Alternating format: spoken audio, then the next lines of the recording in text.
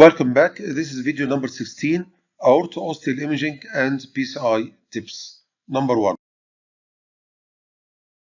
Is it applicable to stent ostial left main lesions without any protrusion in the aorta as seen in all views? And in this case, there was inability to cannulate the left main origin. What is next? In this view, are all the ostial left main borders covered by stent struts? Is there any aortic protrusion? And these are the items to be discussed. Regarding the definition of the aortic ostial connection, anatomical definition. It is the anatomic orifice opening where the coronary artery opens into the aortic sinus of Valsalva. Almost no length, just the thickness of the wall of the sinus.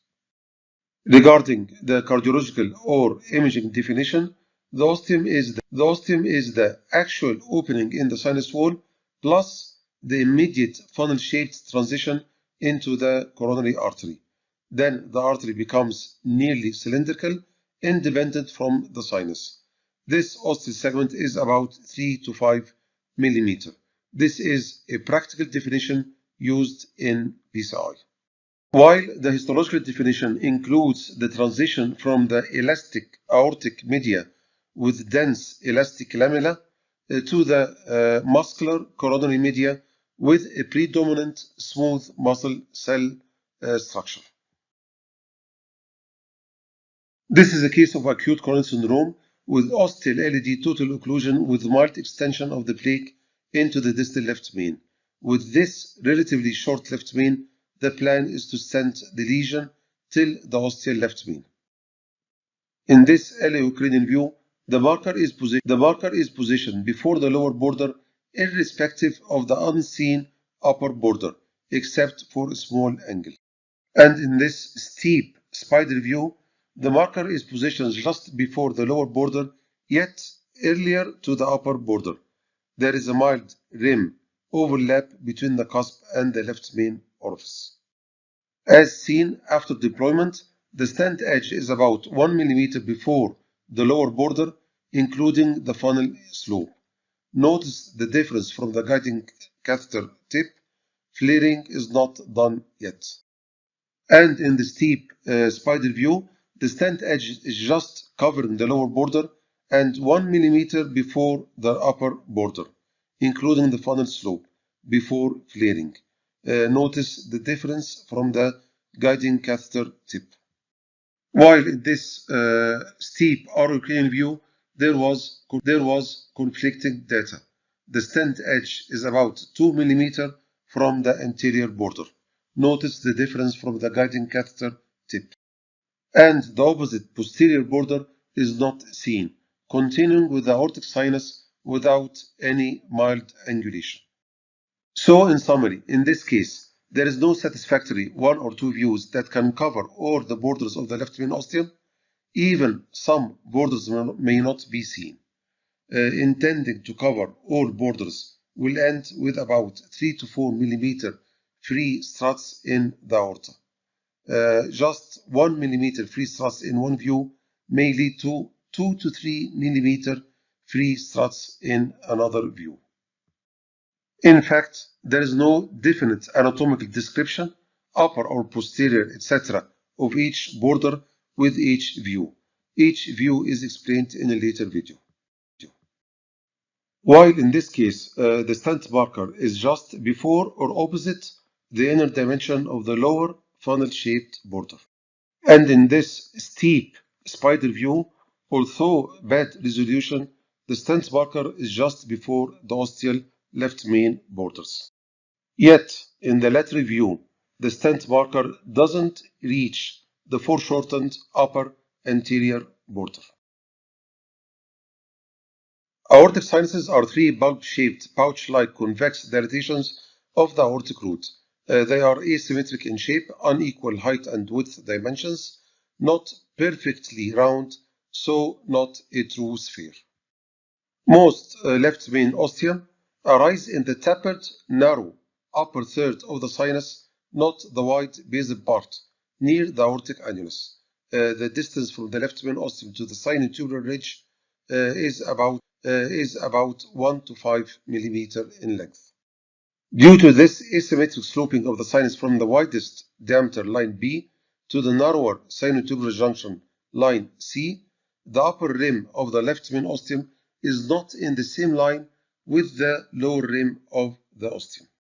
The peak density of the left main origins is around the junction of the middle and posterior third.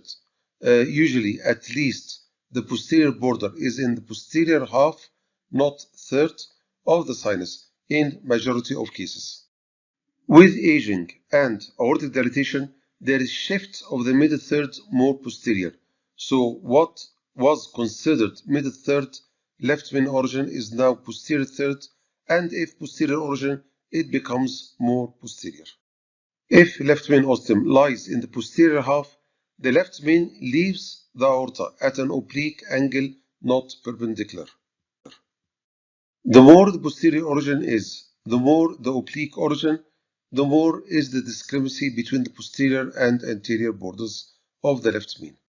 Middle third wall is more vertical and slope is steeper and lies near the maximal sinus bulge. As it approaches the intersinus commissure and the interleaflet triangle between the non-coronary sinus and the left coronary sinus wall, curvature increases. The posterior third wall becomes more oblique, less steep slope with a more horizontal component. This will lead to more discrepancy between the two rims, upper and lower. In contrary to the left main origin, the RCA origin arises from a steeper, less curved, more vertical wall in the middle or anterior third, in the area of maximum bulge of the right sinus. So the ostial borders align equally with the catheter and the aortic axis, with nearly same protrusion of the stent in aorta, all in one or two views.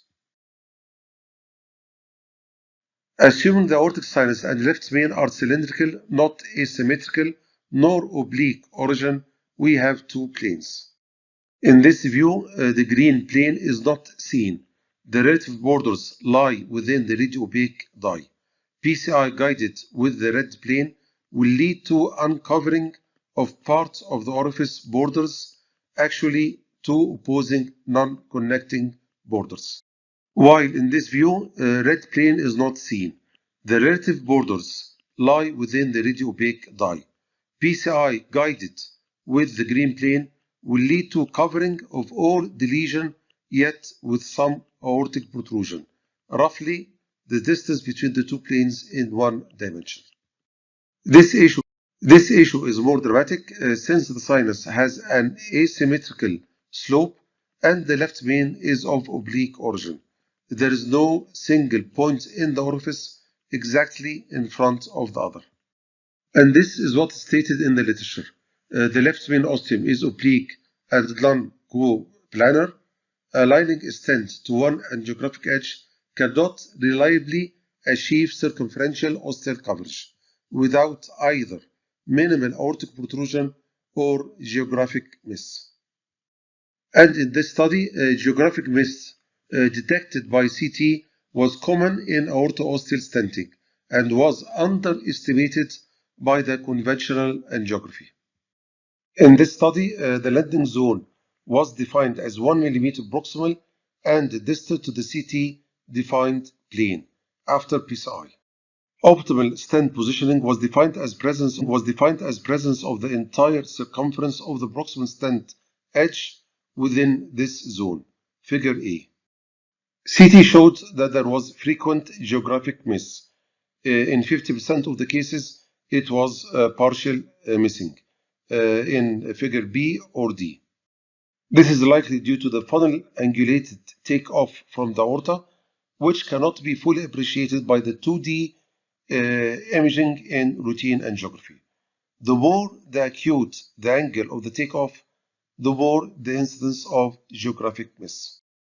This geographic miss can be avoided by constructing images in 3D in the routine angiography or CT angiography. While in 40% of the cases it was due to operator-dependent factors with inadequate techniques to delineate accurately the aorto-ostial plane. In the third case, there was inability to cannulate the left main origin with the Judkin left 4 catheter, even after using a smaller Judkin left catheter size and EBU guiding catheter. What is the next step? A lateral view was taken that showed that the left main origin is lower and posterior to the guiding catheter at a distance. EBU guiding catheter was modified to be directed to the lower left main. The proximal catheter angle was more widely opened to be directed to the lower area, and the distal tip directed more horizontal, not upwards, followed by wire fishing and directioning into the LED. As seen in this view, both anterior and posterior borders are nearly in the same vertical plane. As said before, the peak density of left main origin is around the junction of the middle and posterior thirds. If there is inability to detect the origin, and after exclusion of anomalous origin from the right coronary sinus, the next step is to search in a more posterior location, green arrows, in the posterior third of the left coronary sinus, especially in old patients. Anterior third location is very rare. So the lateral view is helpful to detect the origin. The more posterior origin, the more it is inferior. Since the origin follows the axis of the sinotubular ridge, which is not in a horizontal line. This also occurs in aortic dilatation with the rotation of the sinotubular ridge axis more vertically. As seen in this view, both borders are nearly in the same vertical plane, figure A, not the usual horizontal plane, figure B. The more the posterior the origin is, there is changing of the site of the rim or borders. Whatever the origin, anterior or posterior, the left main ostium always follows the sinotubular ridge axis with a distance 1 to 5 mm. Since the left main is in the same alignment with the sinotubular ridge axis and its direction is to reach the area of cardiac grooves, the more the posterior the left main origin is in the sinus, most probably the more elliptical the shape is. The posterior rim becomes inferior to the anterior rim. Actually, with a more elliptical shape, the most posterior rim could be the most inferior posterior-inferior, and the anterior is the most superior antero-superior.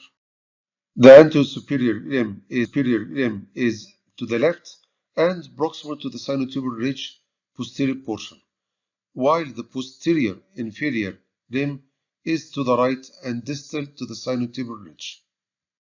This is along an asymmetrical oblique ostial axis. Lateral view or steep areocranial view are the nearest views differentiating the anterior and posterior borders may answer many questions. The posterior border, the last point of contact with the aorta at a lower level. The anterior left main rim is typically more cranial, superior, more aortic, closer to the sinotubular ridge, angled before the flow in the cylindrical aorta, while the posterior left main rim is typically more caudal inferior, following the curvature of the sinus of Valsalva may not appear. This is consistently shown in CT and IVUS. Also, aleocranial or steep spider is the nearest views differentiating the upper and lower borders. As seen, the upper rim is nearer to the sinotubular ridge. So, there is no exact anatomical definition of any border. The definition varies with the degree of ellipticity. For example, with a more posterior location, the posterior border becomes gradually the most inferior. The terms anterosuperior or posterior-inferior rims in these elliptical ostium may be preferred as it includes varying degree of ellipticity. So, a true isolated ostial lesion in the posterior rim, yellow arrow, related to the aorta, dense elastic tissue, may be easily missed or stent uncovering the lesion is highly expected. if there is unawareness of the anatomical basics and views. In addition, during ostial left main stenting, targeting the inferior border in angiography often means alignment to the posterior border. This will lead to apparent good positioning, yet with unrecognized anterior undercoverage or protrusion. In summary, ostial left main stent positioning without protrusion of the stent out of at least one of the left main borders is nearly impossible. This is due to asymmetry in the left sinus anatomy, dimensions, and slope, with variable left main ostium shape and angulation. Assuming both borders are at the same level may lead to protrusion into the aorta or missing parts of the ostium. The strategy is either stenting with acceptable few millimeter protrusion out of all the borders, or adjusting with nearly no protrusion with one of the borders and uncovering of other borders. These strategies are discussed later. Awareness of the location and designation of the borders with 3D imaging construction in the routine angiography is important. And this is the end of the video. Thank you for your attention and waiting for your feedback.